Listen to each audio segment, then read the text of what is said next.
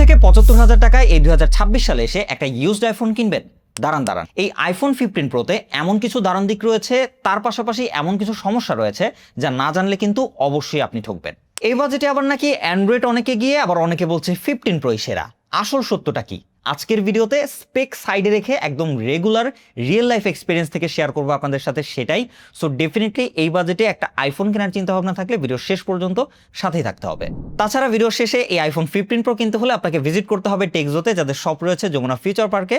এছাড়াও আপনারা চাইলে অনলাইন অর্ডার করতে তাদের ফেসবুক পেজ এবং ওয়েবসাইটও ভিজিট করতে পারেন। সেল, বাই অথবা এক্সচেঞ্জ সব অফারই পেয়ে যাবেন তাদের কাছে, এবং রয়েছে তাদের স্পেশাল টেকজো কেয়ার সলিউশন। অ্যান্ড আপনিও যদি বাজেটের সবসময় বেস্ট সলিউশন পেতে চান তাহলে সাবস্ক্রাইব করতে হবে টেকশিবলিকে। তো আর বেশি কথা বলবো না, চলুন শুরু করা যাক। শুরুতে এই ফোনটার যে বিষয়টা নিয়ে কথা না বললেই নয়, এই 2026 সালে এসেও এই ফোনটার বিল্ড কোয়ালিটি এবং হ্যান্ড ফিল, সেই জায়গা থেকে বলতে গেলে এইটাই আইফোনের প্রথম মডেল যেখানে কিন্তু তারা টাইটেনিয়াম বডি ব্যবহার করেছিল, অ্যান্ড এটা still too much premium. And তার পাশাপাশি আইফোনের ডিজাইন সিগনেচার কিন্তু বহন করছে এই ফোনটা। প্রথমত এইটাই লাস্ট ফোন, এর ওপরের যে মডেলগুলো রয়েছে সবগুলোই কিন্তু প্রো ভেরিয়েন্টে 6.3 সাইজ ডিসপ্লে দিয়ে আসে, বাট এইটাই লাস্ট ফোন যেখানে তারা প্রো মডেলেও 6.1 ইঞ্চি ডিসপ্লেটা রাখতে পেরেছে। অ্যান্ড যার জন্য কি হয়েছে, আমরা রেগুলার লাইফ যখন এই ফোনটাকে ব্যবহার করেছি আমার কাছে কোনোভাবে মনে হয় নাই যে এটা অনেক দামি বড় সড়ো ফোন, তো সবসময় এটা কম্প্যাক্ট একটা ফোন মনে হয়েছে। কিন্তু যখন আমি এই ফোনটা ব্যবহার করেছি ভাই, এটাতে যখন ফ্ল্যাগশিপ এক্সপিরিয়েন্সগুলো পেয়েছি এই ছোট ফোনে, সেটা কিন্তু প্রত্যেকবারই আমাকে ইমপ্রেস করেছে। তার পাশাপাশি 15 প্রোতে যে ভালো দিক রয়েছে, সর্বপ্রথম কিন্তু অ্যাপেল টাইপ সি পোর্টে কনভার্ট হয়ে যায়। সো আপনার কাছে যদি প্রিভিয়াস কোনো টাইপ সি চার্জার থাকে, আপনার কিন্তু আবার ওই মান্দাতার আমলের সেই লাইটনিং পোর্টের কেবল খুঁজতে হবে না, আপনার টাইপ সি দিয়ে এটাকে ইজিলি চার্জ করতে পারবেন। আচ্ছা, এরপরে যে দিকটা আমার কাছে ভালো লেগেছে রেগুলার লাইফ বেশ কিছুদিন ব্যবহার করে, তা হচ্ছে এর 6.1 ইঞ্চির ছোটোখাটো ডিসপ্লে, বাট ধামাকাদার স্পেসিফিকেশন এবং এক্সপেরিয়েন্স। এবং ডিসপ্লেতে আপনারা LTPO super retina XDR OLED display পাচ্ছেন, যেটা কিন্তু প্রোমোশন বা 120 হার্জ রিফ্রেশ রেট সাপোর্ট করে, এবং এইচডিআর 10 এর সাপোর্ট রয়েছে, ডলবি ভিশন রয়েছে, এবং 2000 নিটস পর্যন্ত পিক ব্রাইটনেস বা এইচবিএম ব্রাইটনেস রয়েছে। এই ফোনটা আমরা ইনডোরে ব্যবহার করেছি, আউটডোর একদম কড়া সানলাইটে ব্যবহার করেছি, সেখানেও এর ভিজিবিলিটি নিয়ে এখনও কিন্তু একদমই ইস্যু হয়নি আমাদের, আমরা একদম ক্লিয়ার ভিজিবিলিটি পেয়েছি ডিসপ্লে থেকে। তাছাড়া এইচডিআর এর সাপোর্ট থাকায় 4K 60 FPS এইচডিআর একদম স্মুথ প্লেব্যাক পাচ্ছিলাম ইউটিউবে, অ্যান্ড সেখানে অ্যামেজিং লেভেলের ডিসপ্লে কোয়ালিটি দিয়েছে। এখানে বেজেলটাও কিন্তু এই 15 প্রোতে যথেষ্ট ন্যারো এবং সিমেট্রিক্যাল চারিদিকে। তাছাড়া আইফোনের আরও একটা ভালো লাগার পার্ট সবসময় আমি বলি, তা হচ্ছে এর dual stereo speaker support and haptic feedback. Dual stereo speaker ভাই জোস কোয়ালিটির এক্সপিরিয়েন্স দেয়, আপনার কোনো হেডফোনই ব্যবহার করতে মন চাবে না। এইটা দিয়ে আপনি মুভি দেখেন, সিরিজ দেখেন, গান শুনেন, সব জায়গাতেই আপনাকে টপ নচ স্পিকার আউটপুট দিয়ে থাকবে। তাছাড়া হেপটিক ফিডব্যাক স্টিল খুবই স্ট্রং, এবং এইটা আপনাকে রেগুলার লাইফে অন্যান্য অ্যান্ড্রয়েড ফোনের থেকে যখন আপনি এটাতে সুইচ হবেন অবশ্যই আপনাকে নোটিস করাবে অলওয়েজ। ভাই ভালো লাগার পার্ট কিন্তু এখনও শেষ হয় নাই। এই ফোনটাতে আরও একটা হাইলাইট পার্ট হচ্ছে এর স্মুথ এবং আপডেটেড সফটওয়্যার সাপোর্ট। এটাতে আপনারা স্টিল এখন লেটেস্ট iOS 26.6 এর আপডেটটা পাচ্ছেন। অ্যান্ড এখনও যদি আপনারা ইউজ মার্কেট থেকে এই ফোনটা কেনেন, আগামী মোটামুটি 3 থেকে 5 বছর বা তারও বেশি হয়তো লেটেস্ট iOS সাপোর্টটা পাবেন আপনারা এই আইফোন 15 প্রোতে। সো সেদিক থেকে যদি আমি সফটওয়্যার এক্সপিরিয়েন্সের কথা বলি, খুবই স্মুথ। প্রোমোশন 120 হার্জের সাথে মিলে এর user experience, transaction, app opening closing ভাই একদম মাখন বাটার স্মুথ একটা এক্সপিরিয়েন্স দিয়েছে।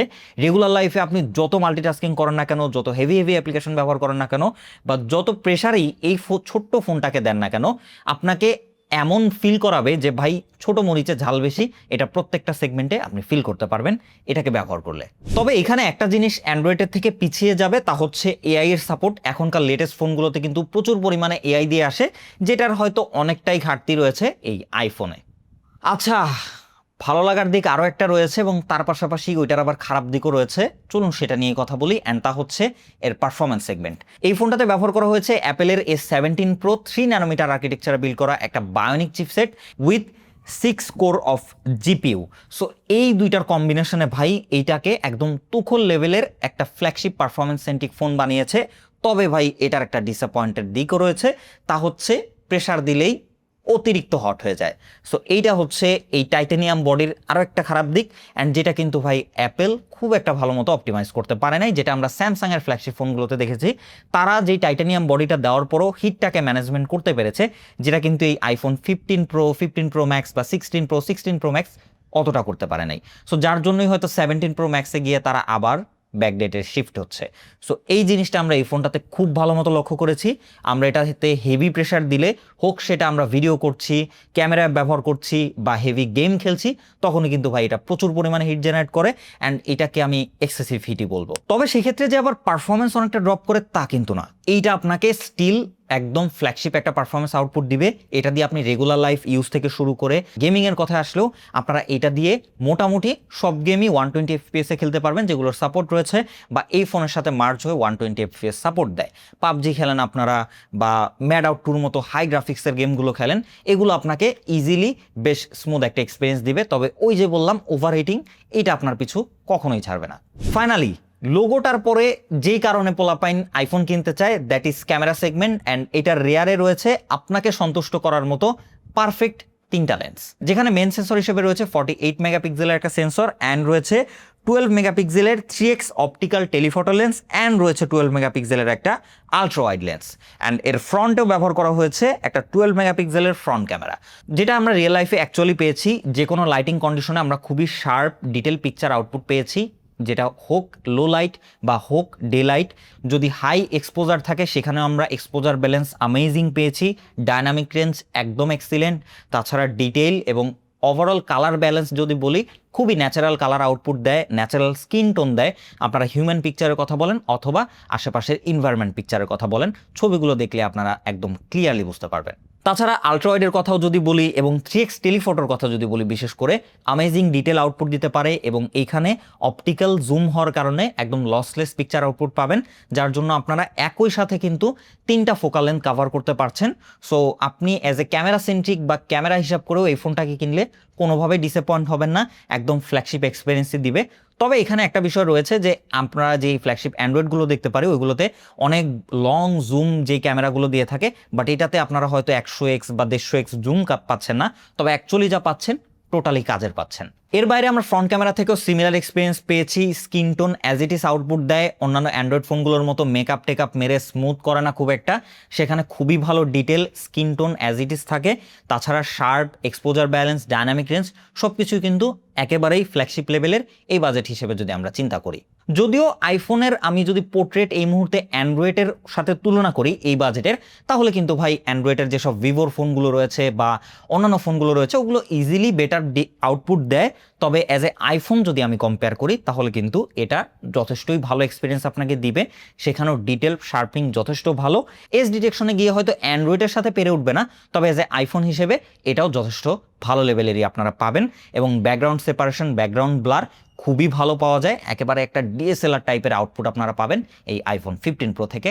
স্টিল ভিডিও সেগমেন্টে ভাই নতুন করে তেমন কিছু বলার নাই, আইফোন বরাবরই জোস ছিল অ্যান্ড স্টিল এটা থেকে আপনারা সেম পাবেন। প্রত্যেকটা লেন্স দিয়ে 4K 60 FPS এ আপনারা ভিডিও রেকর্ড করতে পারবেন।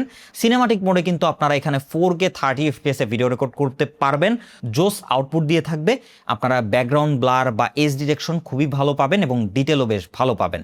তাছাড়া 4K 60 FPS এর ভিডিও কিন্তু amazing, dynamic range exposure balance detail sharpening still আপনাকে ফ্ল্যাগশিপ এক্সপিরিয়েন্স দিবে। যেই স্ট্যাবিলাইজ ভাই এটা কিন্তু জোস, আপনারা এটা দিয়ে মুভ করে ভ্লগিং টাইপের ভিডিও করতে পারবেন, খুবই ভালো স্ট্যাবিলিটি আউটপুট দিতে পারে। ফাইনালি ভাই এত ভালো ভালো দিকের পাশাপাশি আরও একটা খারাপ দিক রয়েছে, দ্যাট ইজ ব্যাটারি সেগমেন্ট।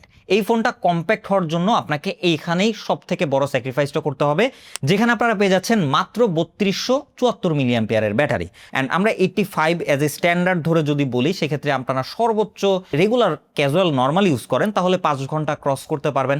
তবে যদি হেভি ইউজ করেন গেম খেলেন সেক্ষেত্রে দেখা যাবে আপনাকে 4 ঘন্টা 4.5 ঘন্টা বা টেনে টুনে হয়তো 5 ঘন্টার কাছাকাছি ব্যাকআপ দিতে পারবে কিনা সন্দেহ। হেভি গেম খেলে যেহেতু ওভারহিট হয়, যার জন্য কিন্তু প্রচুর পরিমাণে ব্যাটারি ড্রেন করে। তো সেক্ষেত্রে এই ফোনটাকে আপনি যদি এজ এ প্রাইমারি ডিভাইস হিসেবে ব্যবহার করেন, অ্যাজ এ হেভি ইউজার হিসেবে এই ফোনটাকে ব্যবহার করেন, সেক্ষেত্রে কিন্তু আপনাকে ব্যাটারিটা অবশ্যই ভোগাবে। মিনিমাম আপনাকে দিনে 2 বার চার্জ করতেই হবে। আচ্ছা ভাই, অনেক এক্সপিরিয়েন্সের কথা আপনাদের সাথে শেয়ার করলাম, এবার একটু কনক্লুশন পার্ট টেনে দেই। প্রথমত, আপনি যদি এই বাজেটে একটা অ্যান্ড্রয়েড কেনার চিন্তা ভাবনা করে থাকেন, সেটা টোটালি আলাদা পার্ট, ওইটার সাথে আসলে এইটার কোনো কম্পেয়ারই যায় না। আপনি যদি এই বাজেটে একটা আইফোনে কেনার চিন্তা ভাবনা করে থাকেন, তবে আমি বলবো যে একদিক থেকে 15 প্রোটা আপনার জন্য বেস্ট ডিল হবে। কোন দিক থেকে? আপনি যদি হচ্ছে ব্যাটারির দিক থেকে আপনার কোনো প্যারা না থাকে যে লাগলে আমি পাওয়ার ব্যাংক ব্যবহার করলাম, বা আমার দেখা যায় হয় আমি বাসায় ব্যবহার করি, না হয় অফিসে ব্যবহার করি, আমার মোটামুটি চার্জার হাতের নাগালেই থাকে, সো চার্জ দিতে আমার কোনো প্যারা নাই ভাই, তাহলে আপনি এই ফোনটা নিতে পারেন। আবার আপনি যদি হেভি গেমার হয়ে থাকেন তাহলে এটা থেকে অবশ্যই দূরত্ব বজায় রাখবেন, কোনোভাবে এটা হেভি গেমারদের জন্য রেকমেন্ডেশন না। যদি আপনি ক্যাজুয়াল ইউজার হয়ে থাকেন, একটা আইফোন কিনবেন, বেশ ভালো এক্সপিরিয়েন্স নেবেন, স্মুথনেস নেবেন, আপনি ভালো ইউজার এক্সপিরিয়েন্স নেবেন, সফটওয়্যার সাপোর্ট নেবেন লং টাইম, তারপরে ক্যামেরা খুব ভালো এবং খুব ফ্ল্যাগশিপ টাইপের আউটপুট পাবেন, ভিডিওতে স্মুথনেস চান, এই দিক থেকে আবার যদি বিবেচনা করেন তাহলে 15 প্রোটা আপনার জন্য স্টিল জোস একটা দারুণ একটা চয়েস। তাছাড়া যদি ব্যাটারি ব্যাকআপ ভালো লাগে তাহলে বাজেটটা বাড়াতে হবে, তাহলে 15 প্রো ম্যাক্সে যেতে পারেন। বড় ফোন, বেটার আউটপুট আপনারা পাবেন ব্যাটারি সেগমেন্টে, এবং হিটিংটাও তুলনামূলক কম পাবেন। আমি একদম আমার ইউজার এক্সপিরিয়েন্স আপনাদের সাথে শেয়ার করলাম। এখন ভাই, ভিডিওটা আশা করি আপনার কাছে ভালো লেগেছে। এই পর্যন্ত যদি থেকে থাকেন তাহলে ভাই ভিডিওতে অবশ্যই একটা লাইক করবেন, কমেন্ট করবেন, মনের মতামত জানাবেন। দেখা হবে নেক্সট কোনো ভিডিওতে। সেই পর্যন্ত আসসালামু আলাইকুম।